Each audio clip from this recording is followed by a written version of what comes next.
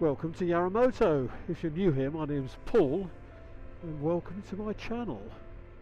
I haven't done a vlog for a little while, so this is just a quick sort of update on things, as I haven't been very visible lately. So I'll tell you what's been going on.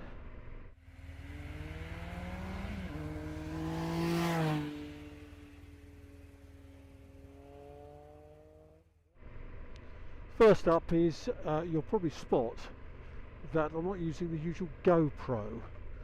I've got a little bit fed up with using GoPros, so although I've invested quite heavily in them over the years, I'm still using this one on the mirror stalk to get some value from it, but I'm fed up with the main camera having glitches. And let me shut the visor. Having glitches and losing audio and rubbish like that, like a lot of YouTubers and motor vloggers. I'm now trying to use the DJI. I've gone for the Osmo Action 3. I haven't invested in the very latest expensive one because I wanted to see how it goes. Biggest challenge seems to be that there doesn't appear to be, that unlike GoPro, there doesn't seem to be a standard audio setup for moto vloggers. Everybody seems to be using different things, and I've spent quite a bit of money on adapters and leads and stuff like that, and none of them worked until now. Hopefully, I tested this earlier today with my latest setup and it appeared to be okay. So if you have no interest in knowing about this, skip ahead.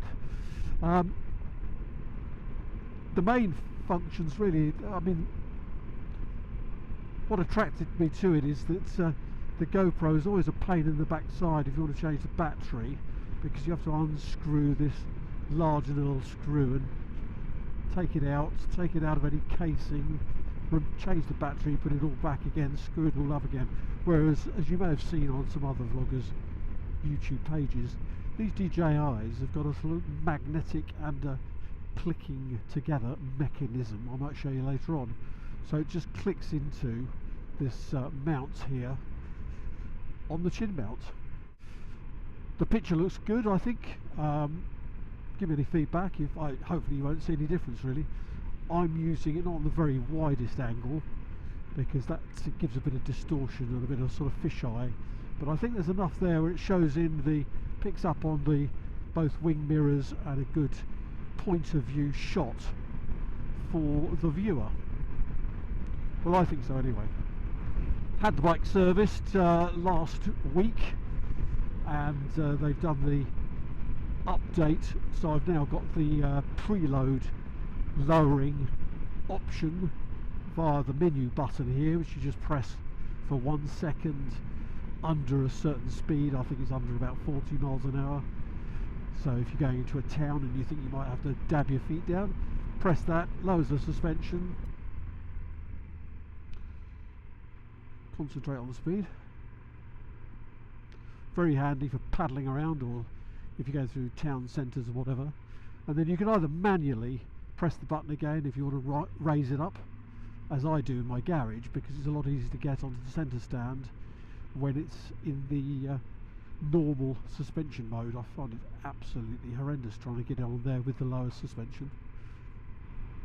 Or it automatically rises over, I think it's 52 miles an hour, so it just goes back to normal once you're out of town and on more flowing roads.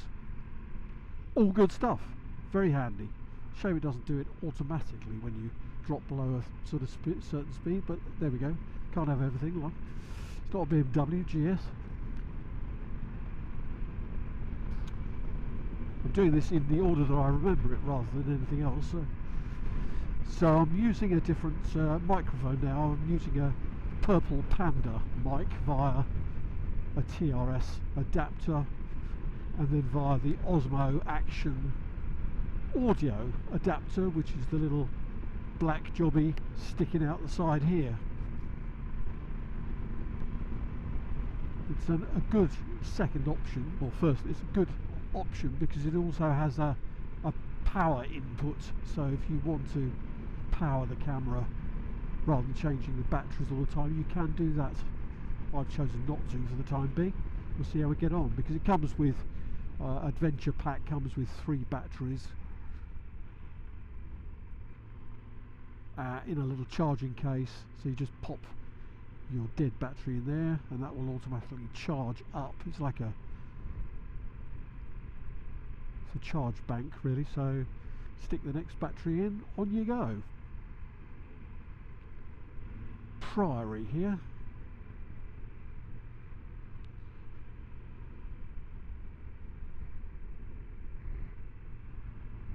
Busy, busy.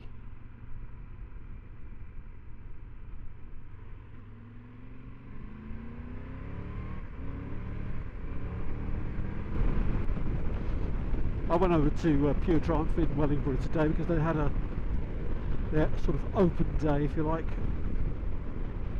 and the new generation updated version of this bike is on the forecourt, but they're not. It wasn't available for a test ride today. They're not doing a test ride due to staff levels at the showroom, unfortunately, because someone's ill. So that'll be in the next week or two, maybe.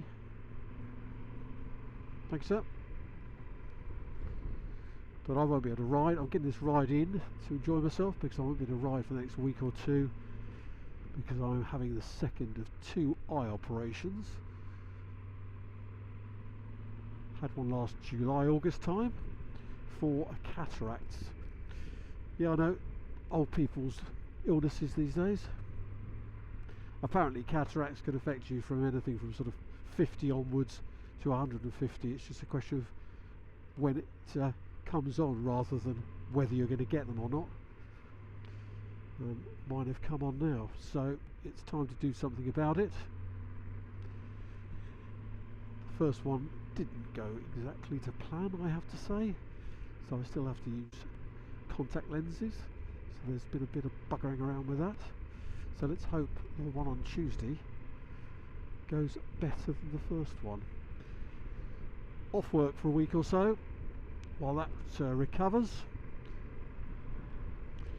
Wanted to get it done because the next trip for filming a tour is end of June, beginning of July, when I'm going up to Scotland to do the Crieff Cloverleaf.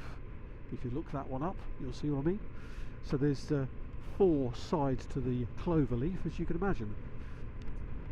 So it's a bit of an option rather than doing the busy NC 500. And the club that I belong to, that I mentioned before, PEMC, UK Motorcycle Club, one of their organisers has organised a trip up there. Unfortunately, myself and some of my usual touring buddies were a bit slow on the keyboard booking ourselves onto the trip when it opened for bookings. But we want to do it, so we've organised our own accommodation, a very nice B&B, breakfast. In fact, it's even got a nice solid garage that we can lock the bikes in, unlike the hotel. So we're going to be staying up the road from the rest of the crew who are on that trip, and no doubt we'll meet up with them for a couple of meals and maybe even meet up with some of them or bump into them as we're touring around for a few days. So we'll be doing a day's ride, 2 days to get up there, so we go up through the Lake District and do some great roads there. Second day I've organised some routes to do, I think it was in Ride Magazine or was it MCN, one of the two. They usually publicise everything in both anyway.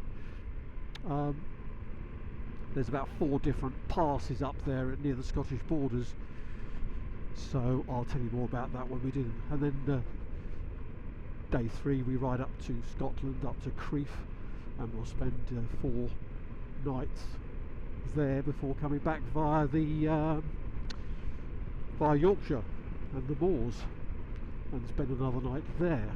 Looking forward to that. It's all down to the weather really, isn't it? You know, if it's good weather, it'd be great for filming. If it's not, you probably won't see a lot, but I'll do something for the channel.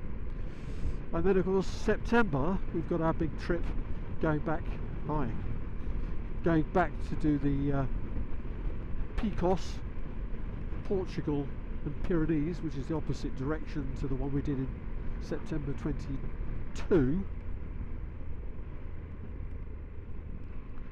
Just concentrating on where I am actually. And there's 20 of us on that trip. Some of us go down on the ferry options, some are doing short ferry and then riding, and some are riding all the way. So bit of a mixture there, but we've got 3 nights to start off with in the Picos Mountains before moving our way anti-clockwise around the route. It's all on my socials. If you don't follow me on socials, I'm on Insta and on Facebook. I'll put more probably on Facebook, to be honest, on the Yaramoto page there. So check that out if you want to keep up to date with things. And the other thing I was going to mention was, if you're a fully signed up subscriber, let's call it that, do make sure that you've actually been onto the subscribe button there, where it says notifications. You've actually ticked for all notifications, because one of my subscribers contacted me via DM the other day to check out whether everything was okay, as he hadn't seen a lot recently, and I pointed out that I've been doing loads of these 60-minute reels which were sort of taken from the last trip I did, and I've been posting those every 2 or 3 days on Facebook and YouTube. Hadn't seen any of those, so I asked him to check that out, and he said yep, I hadn't actually ticked the box for all notifications, so he wasn't told every time something new was posted. So if you don't want to miss anything, get on there and make sure all notifications are signed. While I'm talking, please give it a thumbs up. It all helps the old algorithms with YouTube and gets the video shown and put in front of more motorcyclists like yourself. All helps the channel. Thank you also for all of the new subscribers over the last 4 or 5 months. Well over 3,000 now, and I think about 370, something like that, when I looked this morning. Can't remember exactly, to be honest, but 60 or 70 of those have come from the coverage I've given on social media with these 1-minute reels of interesting parts of the last trip I did. So thank you very much for that. Welcome to the channel. Hope you stick with us, and we'll have some good videos to look at later in the year. Right, I think that's about it really for now. I'll catch up with you in 2 or 3 weeks time when I'm back on the bike and can see properly. Right, all the best now, and I'll catch up with you soon. Cheers now.